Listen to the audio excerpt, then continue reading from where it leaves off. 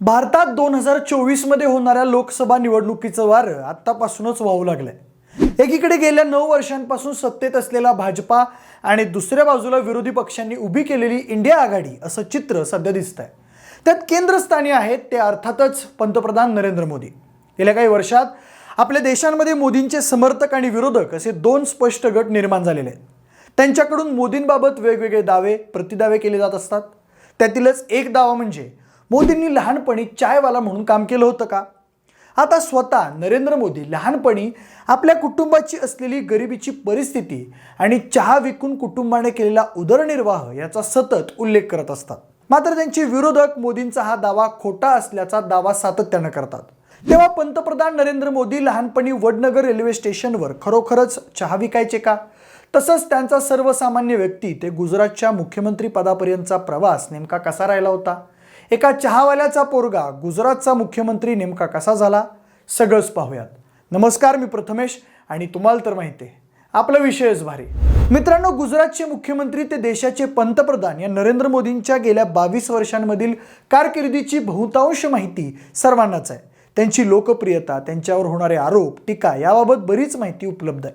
मात्र गुजरातचे मुख्यमंत्री होण्यापूर्वीच्या मोदींच्या जीवनाविषयी फारशी माहिती सर्वसामान्य नाहीये। त्यामुळे मोदींच्या पूर्वायुष्याबाबत अनेक दावे केले जातात। तसंच यावरून त्यांचे समर्थक आणि विरोधक यांच्यामध्ये अनेक ठिकाणी वादविवादही होत असतात। त्यातीलच एक दावा म्हणजे मोदींनी लहानपणी विकलेल्या चहाचा आहे। तर बघा, 17 सप्टेंबर 1950 रोजी गुजरातमधील वडनगर येथे एका गरीब कुटुंबात नरेंद्र मोदींचा जन्म झाला। आई वडील आणि भावंड असा त्यांचा परिवार होता। गरिबीची परिस्थिती असल्यानं मोदींचे वडील दामोदरदास हे उदरनिर्वाहासाठी वडनगर रेल्वे स्टेशनजवळ चहाचा स्टॉल चालवत असा उल्लेख अनेक ठिकाणी। पण नरेंद्र मोदी आपण वडिलांसोबत चहा विकण्याचं काम करायचो असं वारंवार सांगतात। काही पुस्तकांमध्येही तसा उल्लेख आहे। मोदींचे ज्येष्ठ बंधू सोमाभाई मोदी यांनीही नरेंद्र मोदी हे वडिलांच्या दुकानातून चहा विकण्याचं काम करायचे अशी माहिती एका कार्यक्रमात बोलताना दिली होती। पण मोदींचे दुसरे बंधू प्रल्हाद मोदी यांनी मात्र नरेंद्र मोदींना चहावाला पंतप्रधान म्हणायला तीव्र विरोध केला होता। याउलट त्यांना तुम्ही चहावाल्याचा मुलगा म्हणा असं विधान करून त्यांनी खळबळ उडून दिली होती। ते म्हणाले होते की चहा आमचे वडील विकत होते, त्यांनी इवल्याशा टपरीवर चहा विकून आम्हा 6 भावंडांना मोठं केलंय। तुम्ही पंतप्रधानांना चहावाला बोलून मोठी चूक करताय। आता प्रल्हाद मोदी फक्त एवढंच बोलून थांबले नाहीत, तर त्यांनी गेल्या बऱ्याच काळापासून त्यांचे बंधू नरेंद्र मोदी यांच्या धोरणांच्या विरोधात बरीच आंदोलनं देखील केली आहेत। आता नरेंद्र मोदी हे वडनगर स्टेशनवर खरोखरच चहा विकायचे का, याची काही अधिकृत कागदपत्रे सापडतात का याचा शोध घेण्यासाठी अनेकांनी प्रयत्न केले। त्यासाठी माहितीच्या अधिकाराचाही वापर केला गेला। काँग्रेस नेते तहसीन पूनावाला यांनीही रेल्वेकडे असा RTI टाकून मोदींना वडनगर रेल्वे स्टेशनवर चहा विकण्यासाठी काही अधिकृत पास देण्यात आला होता का याची माहिती मागवली होती। मात्र तशी कुठलीही नोंद रेल्वेकडे नसल्याची माहिती समोर आली। मात्र असं असलं तरी मोदींच्या वडिलांचं वडनगर रेल्वे स्टेशन जवळ चहाचं दुकान असावं, इतर मुलं करतात त्याप्रमाणे मोदींनीही वडिलांना त्यांच्या कामात मदत केली असावी ही शक्यता नाकारता येत नाही। याबाबत विरोधकांकडून करण्यात येणारा आणखी एक दावा म्हणजे वडनगर रेल्वे स्टेशन हे 1973 पर्यंत म्हणजे मोदी 23 वर्षांची होईपर्यंत अस्तित्वातच नव्हतं। हा दावा सोशल मीडियावर मोठ्या प्रमाणात व्हायरल होत असतो।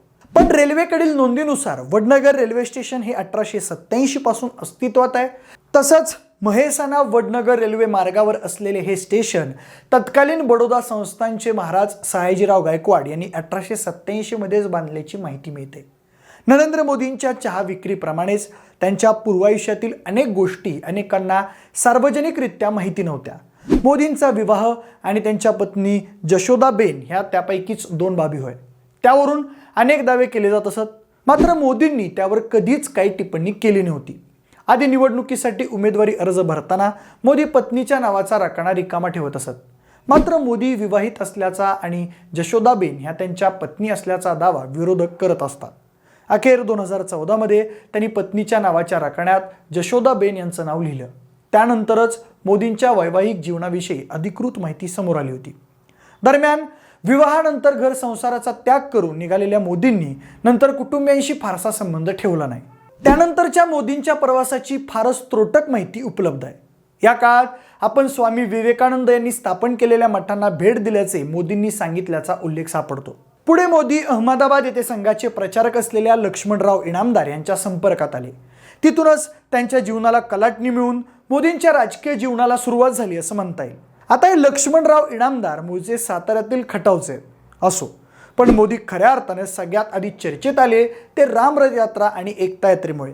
लालकृष्ण अडवाणी यांनी अयोध्येत राम मंदिर उभारण्यासाठी काढलेल्या रामरथ यात्रेचं सारथ्य नरेंद्र मोदी यांनी केलं होतं.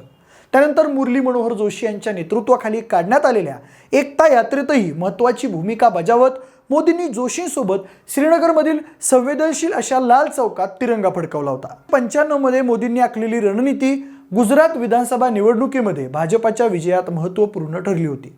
त्यांचं बक्षीस म्हणून मोदींची पक्षाच्या राष्ट्रीय सचिव पदावर नियुक्ती झाली. यानंतरच्या काळात गुजरातच्या राजकारणात अनेक घडामोडी घडल्या. तसंच पक्षांतर्गत गडबाजीमुळे पक्ष बेजार झाला. त्यामुळे 1998 मध्ये राज्यात पुन्हा निवडणुका झाल्या. त्यात पुन्हा एकदा भाजपाचा बहुमताने विजय झाला. अर्थातच या यशाचं श्रेयही मोदींनाच मिळालं. पुढे 2001 मध्ये केशुभाई पटेल यांना पदावरून दूर करत मोदींची थेट गुजरातच्या मुख्यमंत्रीपदी निवड झाली. पण तोपर्यंत त्यांनी कुठलीही निवडणूक लढवली नव्हती. नंतर ते पोटनिवडणूक जिंकून विधानसभेचे सदस्य झाले. मात्र काही दिवसातच गुजरातमध्ये गोधरा हत्याकांड घडलं आणि संपूर्ण राज्यात भीषण दंगलीचा आगडोंब उसळला. या दंगलीत हजारो लोक मारले गेले. मात्र या दंगलीच्या काळात मोदींनी परिस्थिती व्यवस्थित हाताळली नाही. तसेच दंगलीत अल्पसंख्याकांविरोधात झालेल्या हिंसाचाराला मोदींचीच चितावणी होती असा आरोप त्यांचे विरोधक आज 2 दशकानंतरही करतात. पुढे 2002च्या अखेरीस गुजरातमध्ये विधानसभेच्या निवडणुका झाल्या. त्या निवडणुकांमध्ये मोदींच्या नेतृत्वात भाजपला मोठं बहुमत मिळालं आणि गुजरातमध्ये नरेंद्र मोदींचं नेतृत्व प्रस्थापित झालं. मात्र गुजरात दंगलीबाबतच्या आरोपांबाबत मोदींनाही चौकशीला सामोरं जावं लागलं. मात्र या आरोपांमध्ये विविध आयोग आणि कोर्ट कचेऱ्यातून मोदींची मुक्तता झाली. पण गुजरात दंगलीचा विषय आल्यावर मोदींवर आजही टीका होते. नंतरच्या काळात 2004 मध्ये केंद्रात सत्तांतर होऊन युपीएची सत्ता आल्यावर देशपातळीवर भाजपा काहीसा दुबळा झाला. मात्र गुजरातमध्ये मोदींच्या नेतृत्वात भाजपानं आपलं वर्चस्व अधिकाधिक मजबूत केलं. याच काळात पक्षातील दिग्गजांना मागे टाकत पक्षाकडून पंतप्रधान पदाची दावेदारी ठोकण्यासाठी मोदींनी पद्धतशीर रणनीती आखली. त्यांच्या गुजरात मॉडेलची तसेच हिंदुत्ववादी प्रतिमेची पद्धतशीरपणे चर्चा घडवून आणण्यात आली. त्यातूनच भाजपाच्या कार्यकर्त्यांमध्ये त्यांची लोकप्रियता प्रचंड वाढली. त्यामुळे अडवाणी, सुषमा स्वराज, राजनाथ सिंह, नितीन गडकरी आदी प्रस्थापित नेत्यांना मागे टाकत मोदींनी पक्षाकडून पंतप्रधान पदाचे उमेदवार म्हणून दावेदारी मिळवली. तसंच आक्रमक प्रचार आणि तत्कालीन युपीए सरकारविरुद्धची नाराजी या सर्वांचा फायदा घेत भाजपाला बहुमतासह सत्ता मिळवून दिली. 2014 मध्ये पंतप्रधान पदाची शपथ घेतल्यावर स्वतंत्र भारतात जन्मलेले नरेंद्र मोदी हे पहिलेच पंतप्रधान ठरले. त्यानंतर गेल्या 9 वर्षात मोदींच्या नेतृत्वात कसं काम झाले हा खरं तर आता स्वतंत्र व्हिडिओचा विषय ठरेल. पण तुर्तास तुम्हाला ही माहिती कशी वाटली ते आम्हाला कमेंट करून नक्की कळवा. पंतप्रधान नरेंद्र मोदी यांच्याबद्दलच्या तुमच्या भावना तसंच त्यांच्या 9 वर्षाच्या कामगिरीबद्दलही तुमचं मत नोंदवा. तसंच 2024 साली परत एकदा नरेंद्र मोदी हे देशाचे पंतप्रधान होऊ शकतात का याबद्दलही तुमचं मत सांगा. जर हा व्हिडिओ आवडला असेल तर लाईक आणि शेअर करा. सोबतच आपल्या विशेषवारी या यूट्यूब चॅनलला देखील सबस्क्राईब करा. तसेच हा व्हिडिओ जर तुम्ही फेसबुकवरून बघत असाल तर तिथंही आम्हाला फॉलो करायला अजिबात विसरू नका. धन्यवाद.